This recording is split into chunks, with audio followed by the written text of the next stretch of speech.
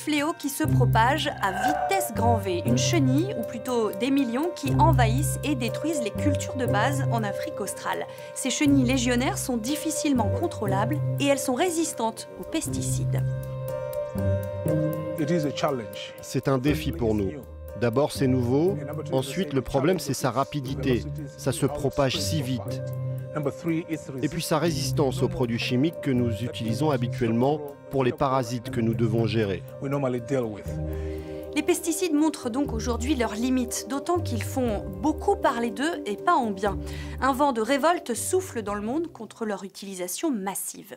Mais revenons en arrière. C'est quoi un pesticide?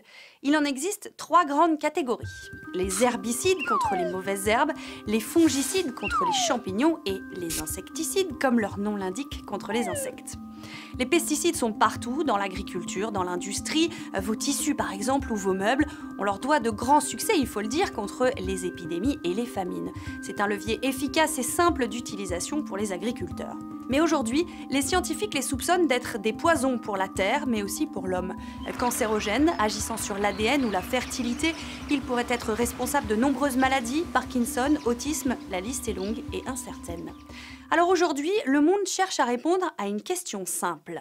Peut-on faire sans? Peut-on faire avec moins de pesticides? Oui, nous répondent des chercheurs français.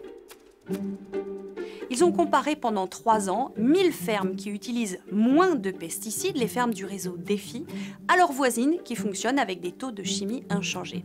Une étude sans précédent, et voilà le résultat. Ce qu'on montre, c'est que toute situation confondue, dans la majorité des situations, il est possible d'avoir un faible usage de pesticides et des performances productives et de rentabilité qui sont au moins équivalentes au système plus dépendant des pesticides.